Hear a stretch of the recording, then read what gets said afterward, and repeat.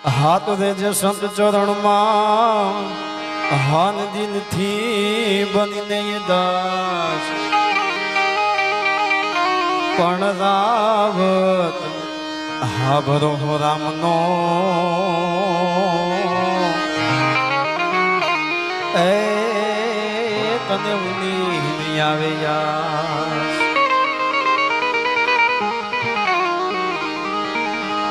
नमो यादे यनादे तू ही छे भवानी तू ही जोग माया तू ही बागबानी ए तू ही धरणी आकाश विभोग सारे तू ही मोह माया विषे सुरधारी है न जागे न सोवे न हाले न डोले गुपंती न छंती करती किनोले भुजालम विशालम उजालम भवानी कृपालम कृकालम करालम दीवानी भक्त नसी ज्या नाचियो नेहमा सुमदा पामियो ज्या सुदाम वीर गांधी दयानंद ज्ञान जिया सतियन संतनो छे विहामो गामे गाम युवास्तम पोकारता सुरना गुणनी गाथा वर्णी ऐ भली भारती भोमनी वंदन यावड़ी हा धन्यो धन्य सौराष्ट्र धरणी એવા સાહેબ મોવિયા ગામની આંગણે પૂજ્ય સંત શ્રી શિરોમણી એવા હદતપરી બાપુની એવી 374મી એમ કહેવાય કે પુણ્ય તિથિ નિમિત્તે આપ સર્વ કોઈ ભાઈઓ બહેનો મારા માતાઓ વડીલો એમ કહેવાય કે સંતોની હાજરી છે બધાયના ચરણોમાં મારા એમ કહેવાય કે કોટી કોટી વંદન સાથે એવા કેટલાના નામ લો અમારે સાધુ સંતો અને ખાસ એમ કહેવાય કે અમારે રાજુ મામાની હાજરી છે દિયાળજી ભજીયાવાળા અને અમારે જ્યોતિ બાપુની પણ વિશેષ હાજરી છે હમણાં સિંગાદગઢ કાર્યક્રમ હતો મારા સંગીત ગુરુ છો એને જોરદાર તાળીઓના નાદથી વધાવો અને એવા અમારે કાળ ભૈરવ દાદાના અહીંયાથી સાનિધ્યમાંથી બાપુ પધાર્યા છે એમની જોરદાર તાળીઓના નાદથી વધાવો અને સમસ્ત એમ કહેવાય કે સાજિંદા ગ્રુપ અમારા ભરતભાઈ સોલંકીનું સરસ મજાનું આ ગ્રુપ આલે છે આ સમસ્ત એમ કહેવાય અને અમારે આ ભાઈ શૈલેષભાઈ પ્રજાપતિનું જોરદાર મેં કીધું ને બહુ સરસ કામ છે કારણ કે આવડું મોટું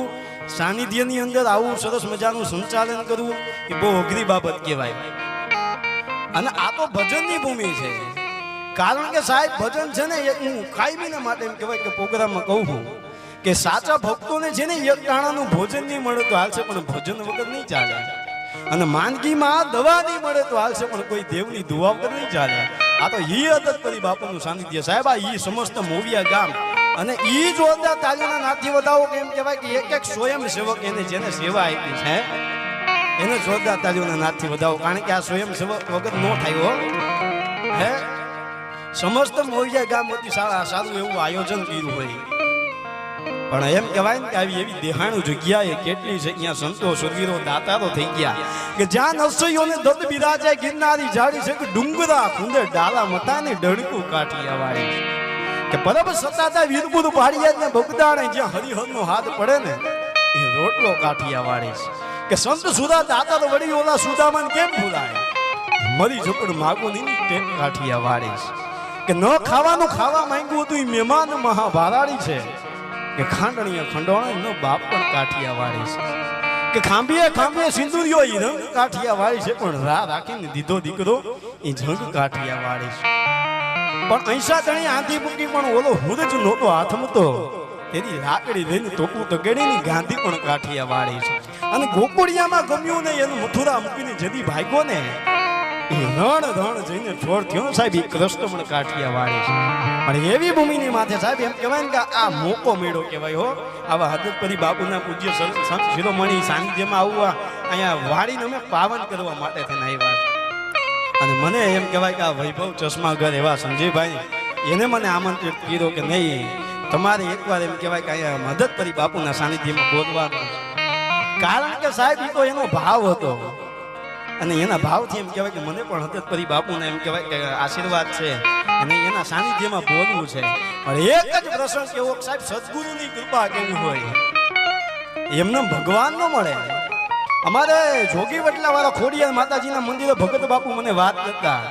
કે વિધિના લેખમાં કોઈ મેખ ન મારી શકે,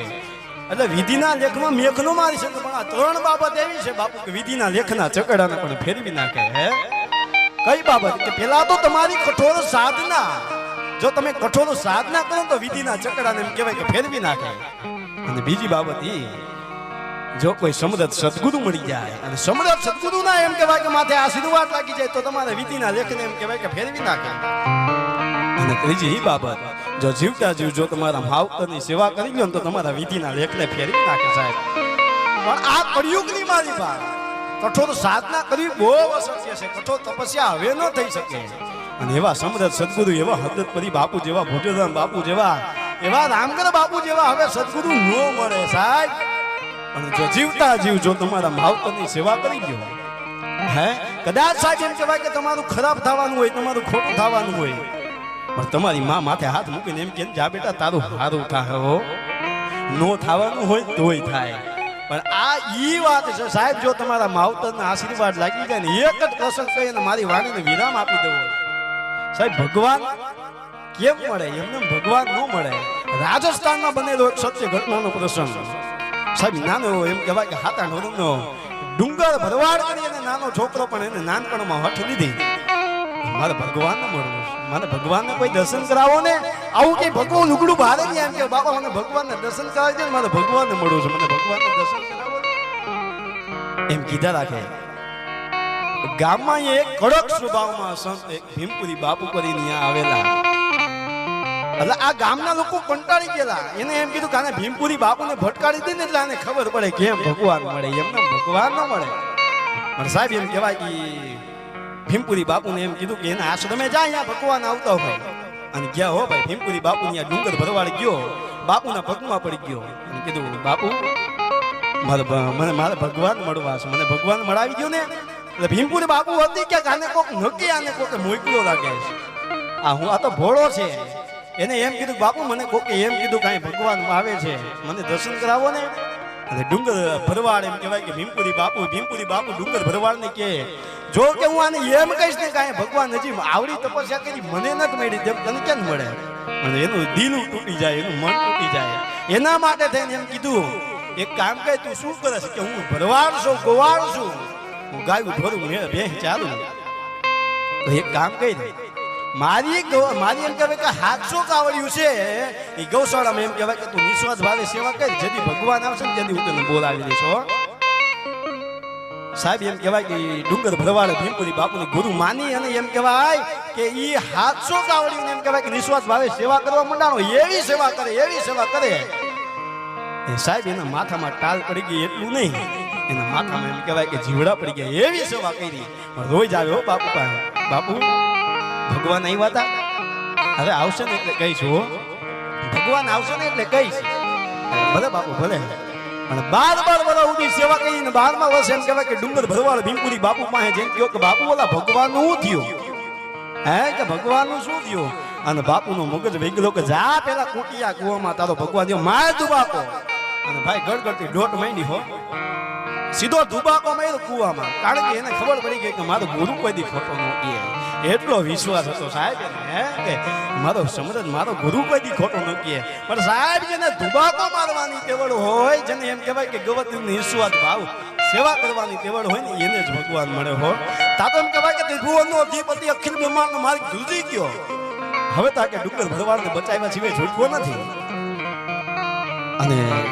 અખિલ બ્રહ્માંડનો માલિક ચતુર્ભુજ રૂપ ધારણ કરી અને ડુંગર ભરવાડને બચાવવા માટે તેને આવ્યું, કીધું શાબાશ ડુંગર શાબાશ હો, કે તારી તપસ્યાથી હું પ્રસન્ન છું. હું કે ત્રિભુવનનો અધિપતિ એમ કહેવાય કે ચતુર્ભુજ રૂપ ધારણ કરી તને દર્શન દેવા માટે તને આવ્યો છું. ડુંગર ભરવાડ એમ કે ડુંગર ભરવાડ દાંત કાઢવા માંડ્યો, રહેવા દો ને બાપા, હું ન માનું તમે ભગવાન છો. હે કે હું ન માનું કે આવા તો અમારા ગામમાં નવરાત્રીમાં ભવાયા રૂમમાં આવે ને આવા 4 હાથ લગાડીને લઈ આવે, હાથમાં ગદા ચક્ર માથે જગમગ તો મુગડ, હું ન માનું તમે ભગવાન છો. દાદા તો ભગવાન હું જાણે કે આને તો કે હવે શું કરવું? એક કામ કર, તને કોણ કે તું ભગવાન માન? કે મને જો મારા ગુરુદેવ ભીમપુરી બાપુ એમ કે આ ભગવાન છે તો માનું, બાકી હું ન માનું. તો કે બોલાય તારા કે ગુરુદેવને બોલાય. એટલે ડુંગર ભરવાડને એમ થયું નહીં વળી જો ભગવાન છે ને ભાગી જાય તો હાથુકા ભગવાન આવ્યા હોય આ પછેડી હતી એની પાસે જાળવાની ફરતી કોઈ એમ કહેવાય કે બાંધી દીધી આવું જોવા મળે કે જાતા નહીં